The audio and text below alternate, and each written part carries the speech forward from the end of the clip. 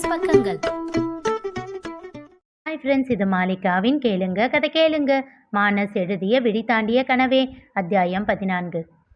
நீ அவனை கல்யாணம் பண்ணிக்கோ, ஆனால் ஒரே ஒரு கண்டிஷன், திருச்செல்வம் ஆராவிடம் கூறினார்.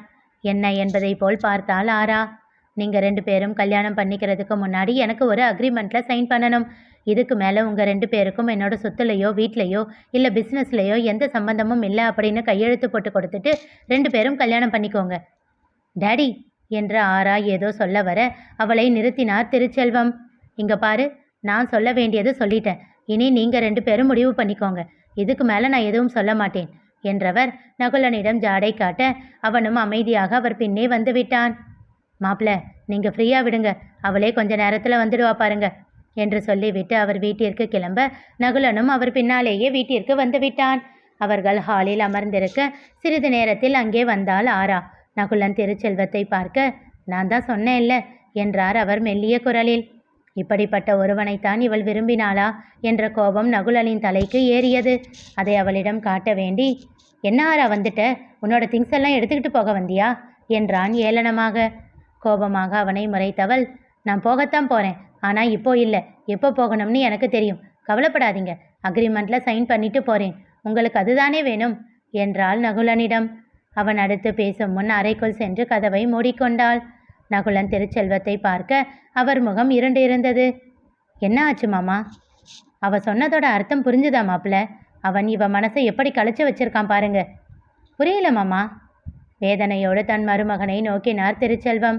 தன் மகள் பேசும் பூடகமான வார்த்தை கூட புரியாமல் அவள் மேல் பாசம் வைத்திருக்கும் இவன் எங்கே, சொத்துக்காக அவளை மயக்கி வைத்திருக்கும் அவன் எங்கே என்று மனதிற்குள் வருத்தம் கொண்டார். என்ன ஆச்சு மாமா? நான் வீட்டை விட்டு போயிடுவேன், என்னோட சொத்தும் உங்களுக்கே சீக்கிரமாகவே கிடைச்சிடும், கவலைப்படாதீங்க அப்படின்னு சொல்லாமல் சொல்லிட்டு போகிறான் மாப்பிள்ள. சிரித்தான் நகுலன். மாமா, என்னோட ஆராக்குட்டி என்ன அப்படியெல்லாம் நினைக்க மாட்டா. தன் மருமகனையே ஆழ்ந்து நோக்கினார் திருச்செல்வம். கள்ளம் கபடமின்றி ஆராவின் மேல் பாசம் வைத்திருக்கும் அவனை கண்டு அவருக்கு கண்கள் கலங்கியது. எதுவும் பேசாமல் அமைதியாக இருந்து கொண்டார். சிறிது நேரத்தில் அலுவலகத்திற்கு தயாராகி வெளியில் வந்தாள் ஆரா. அதை கண்ட நகுலன், எங்கே போற என்றான். ஆஃபீஸ்க்கு. நீ தான் அவனை கல்யாணம் பண்ணிக்கிட்டு போக போறியே, இனி உனக்கு அங்கே என்ன வேலை? அதை நீங்கள் சொல்லக்கூடாது, டாடி சொல்லட்டும். ஏன் நான் சொல்லக்கூடாது? எனக்கு எல்லா உரிமையும் இருக்கு என்றான் நகுலன். உங்களுக்கு அந்த உரிமை இன்னும் வரல என்றாள் ஆரா. இருவரையும் பார்த்து கொண்டிருந்தார் திருச்செல்வம். ஆராவின் மேல் உரிமை இருக்கிறது என்ற அர்த்தத்தில் நகுலன் கூறுவதையும், தான் கையெழுத்து போடாமல் மொத்த சொத்தும் அவனுக்கு எப்படி வரும், அதற்கு முன் எப்படி தன்னிடம் கட்டளை போடலாம் என்ற அர்த்தத்தில் அவளும் பேசுவதை பார்த்து அவருக்கு மனதில் பாரம் கூடிப்போனது. டாடி என்று ஆரா அவரை பார்க்க, தவறான ஒருவனை நம்பி உண்மையான பாசம் வைத்திருப்பவனை எட்டி உதைக்கும் அவள் மீது கோபம் மலை அளவு அவருக்கு உயர்ந்து நின்றது. இங்கே பாரு, மாப்பிள்ளை என்ன சொல்கிறாரோ அதை கேட்டு நடந்துக்கோ, நான் இனி இதில் தலையிட மாட்டேன் என்றவர் வேகமாக எழுந்து சென்று விட்டார். கேட்ட இல்லை, இனி நான் சொல்கிறத கேளு, ஒழுங்கா ரூமுக்கு போ. அவன் மேல் வெறுப்பான பார்வையை வீசினாள் ஆரா. ஆதிரா அறையை விட்டு வெளியில் வந்தவள் அறையின் வெளியே நின்று நகுலனிடம் கேட்டாள். நகுலா, என்ன சத்தம்? ஏதாச்சும் பிரச்சனையா, சண்டையா? சட்டென்று முகத்தை மாற்றிக்கொண்டவன், ஒன்றும் இல்லடா, சும்மா தான் பேசிக்கிட்டு இருந்தோம், நீ போய் ரெஸ்ட் எடு என்று கூறினான். அவளும் சரி என்று சொல்லிவிட்டு உள்ளே சென்று விட்டாள்.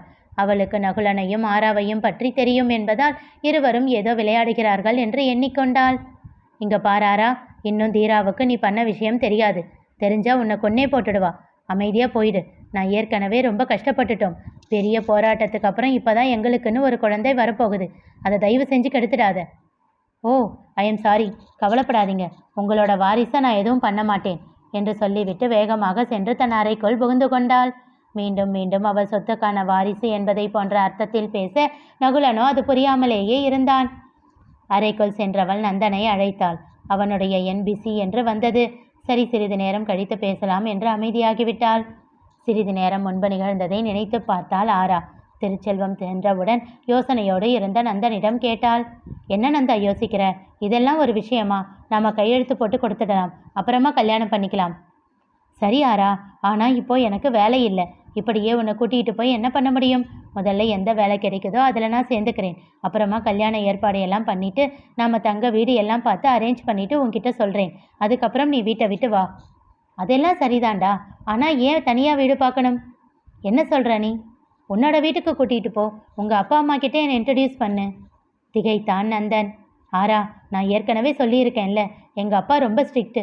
அவருக்கு சின்னதாக தப்பு பண்ணால் கூட பிடிக்காது. இப்போவும் நான் எந்த கெட்ட பழக்கமும் இல்லாமல் இருக்கேன்னா அதுக்கு காரணம் அவர்தான். ஏதாச்சும் தப்பு பண்ணால் என்னை அடி பின்னி எடுத்துடுவார். சின்ன தப்புக்கே அப்படின்னா நாம் பண்ணியிருக்கிறது எவ்வளவு பெரிய தப்பு. அது தெரிஞ்சால் அவ்வளவுதான், என்னை கொன்னே போட்டுடுவார். முதல்ல நம்ம கல்யாணம் பண்ணிக்கலாம். அப்புறமா அவங்க முன்னாடி போய் நின்னா அவங்களால எதுவும் சொல்ல முடியாது. ஏனோ அவன் பேசுகையில் அவன் சொல்வது எல்லாம் சரி என்பது போலவே ஆராவிற்கு தோன்றும். இப்பொழுதும் அப்படித்தான் சரி என்று தலையசைத்துவிட்டு வந்தாள். நாட்கள் கடந்த நிலையிலும் நகுலன் ஆராவை வீட்டை விட்டு வெளியே செல்ல அனுமதிக்கவில்லை. எங்கே வெளியே சென்றால் நந்தன் அவளுடைய மனதை மாற்றி தன்னோடு அழைத்துச் சென்று விடுவானோ என்ற பயத்தில் அவன் செய்ய, இங்கு இவளோ நகுலன் மேல் வெறுப்பை வளர்த்து கொள்ள ஆரம்பித்து இருந்தாள். போதாததற்கு இப்பொழுதெல்லாம் நந்தன் அவள் அழைப்பை ஏற்பதே இல்லை. அவளும் அழைத்து அழைத்து ஓய்ந்து போனாள். அவன் நண்பர்களிடம் விசாரிக்க அவர்களுக்கும் அவனை பற்றி எந்த தகவலும் தெரியவில்லை. மெல்ல அவன் மேல் இருந்த நம்பிக்கை கரைய தொடங்கியது. அப்படியென்றால் சொத்து இல்லாமல் என்னை திருமணம் செய்து கொள்ள அவனுக்கு விருப்பம் இல்லையா? அவன் என்னை காதலிக்கவில்லையா? என் சொத்துக்காகத்தான் என்னை திருமணம் செய்ய நினைத்தானா? மெல்ல அவள் மூளையை யோசிக்க செய்ய விடாமல் வைத்திருந்த மேகக்கூட்டம் விலகியது. ஆரம்பித்தலிருந்து மீண்டும் அனைத்தையும் யோசித்து பார்க்க தொடங்கினாள்.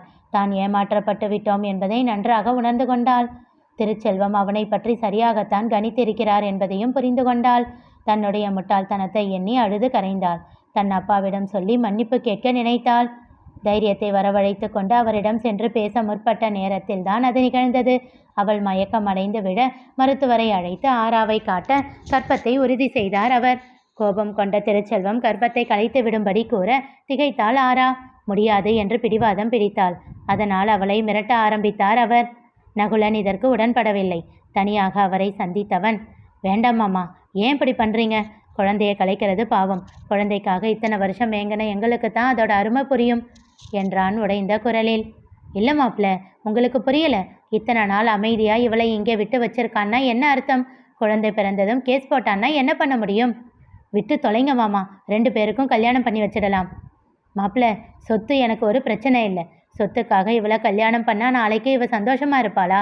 இப்போவே இப்படி பண்ணவன் பிற்காலத்தில் என்ன வேணும்னாலும் பண்ணுவான். எதை நம்பி இவளை அவனுக்கு கல்யாணம் பண்ணி கொடுக்க சொல்கிறீங்க? நகுலனுக்கும் அவர் சொல்வது சரி என்றே பட்டது.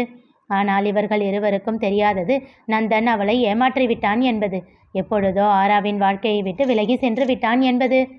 அதன் பிறகு திருச்செல்வம் ஆராவை அபாஷன் செய்ய சொல்லி கட்டாயப்படுத்தி கொண்டே இருக்க, இந்நிலையில் நந்தன் தன்னை ஏமாற்றி விட்டதை கூறினால் நிச்சயமாக தன் வயிற்றில் இருக்கும் கருவை கலைத்து விடுவார்கள் என்று பயந்து அவனை பற்றிய உண்மையை சொல்லாமலேயே மறைத்து வைத்தாள் ஆராத்யா.